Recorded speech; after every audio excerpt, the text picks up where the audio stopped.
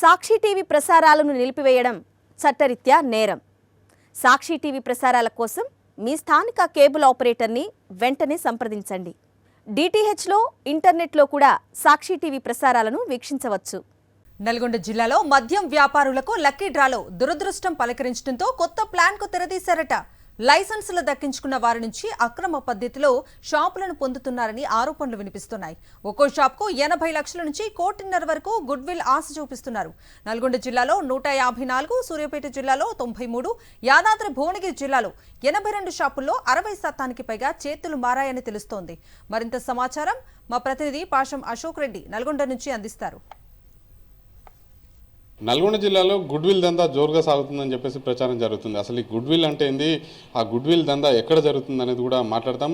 నూతనంగా వైన్ షాపులు టెండర్ ద్వారా లక్కీ డ్రా ద్వారా తగ్గించుకున్నటువంటి వ్యక్తులకి ఆ డ్రాలో తమకు అవకాశం రానటువంటి వ్యక్తులు గతంలో 10-15 ఏళ్ళు దశాబ్ద కాలం నుంచి కూడా ఆ వ్యాపారంలో కొనసాగుతున్నటువంటి వ్యక్తులకు వైన్ షాపులు రానటువంటి నేపథ్యంలోనే వైన్ షాపులు వచ్చినటువంటి వ్యక్తులకి గుడ్విల్ ఇచ్చి కూడా ఆ షాపుల్ని తీసుకుంటున్నారని చెప్పేసి ఆరోపణలు వస్తున్నటువంటి పరిస్థితి ఉంది. అసలు ట్రాన్స్ఫర్ చేయొచ్చా, ఒకరికి లైసెన్స్ పొందిన తర్వాత ఆ లైసెన్స్ని వేరే వాళ్ళ పేరు మీదకి మార్చొచ్చా లేదా అనేది కూడా మాట్లాడదాం. మనతో పాటు ఈఎస్ సంతోష్ గారు ఉన్నారు. సార్ చెప్పండి, అంటే ప్రధానంగా ఒకరికి లక్కీ డ్రాలో షాప్ వచ్చినటువంటి నేపథ్యంలోనే దాన్ని మార్చుకోవచ్చా సార్? నిబంధనలు ఏంటి? ఒకసారి A4 షాపు అలాట్ అయితే అతనికి లైసెన్స్ 2 సంవత్సరాలకు అతని పేరు మీద ఉంటుంది. కాకపోతే అతను ఎవరినైనా పార్ట్నర్షిప్గా ఇన్క్లూడ్ చేసుకోవచ్చు. అటువంటి దానికి కమిషనర్ పర్మిషన్ ఇస్తాడు. దానికి 3% లైసెన్స్ ఫీజులో 3% చాలాన్ రూపంలో కట్టాల్సి ఉంటుంది. అంటే ఇప్పుడు నిబంధనలను అతిక్రమించి లైసెన్స్ అంటే మార్పిడి జరుగుతుంది. ఇక్కడ కొంత గుడ్విల్ అంటే 80, ఒక్కొక్క షాప్ నుంచి 80 నుంచి 1.5 కోటి వరకు కూడా జరుగుతుంది. ఈ గుడ్విల్ అనేది కూడా ఒకటి తెర మీదకి వస్తుంది సార్. మీ దృష్టికి ఏమైనా వచ్చిందా? అటువంటి మా దృష్టికి ఏం రాలేదు. మాకైతే ఎవరైతే లైసెన్స్ తీసుకుంటాడో అతనే రెస్పాన్సిబుల్. మనకు లైసెన్స్ దారుడు అన్నిటికీ రెస్పాన్సిబుల్.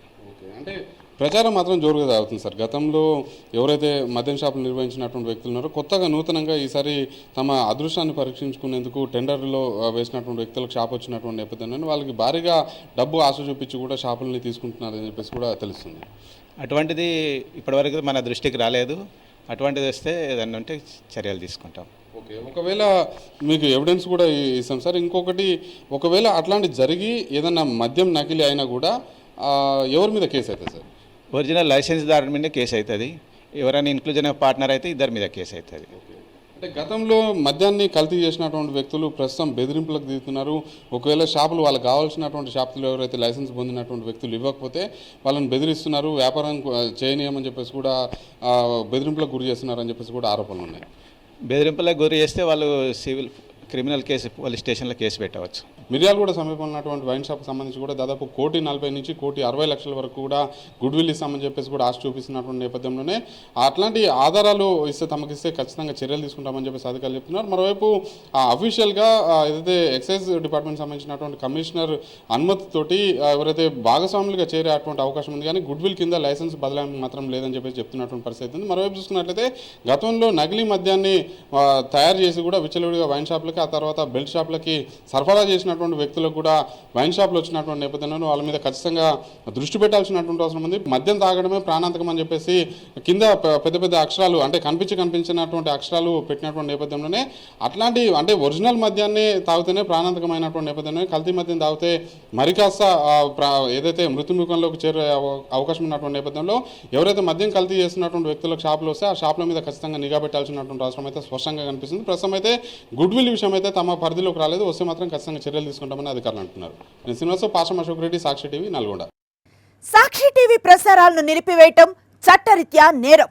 సాక్షి టీవీ ప్రసారాల కోసం మీ స్థానిక కేబుల్ ఆపరేటర్ను వెంటనే సంప్రదించండి. డిటిహెచ్లో, ఇంటర్నెట్లో కూడా సాక్షి టీవీ ప్రసారాలను వీక్షించవచ్చు.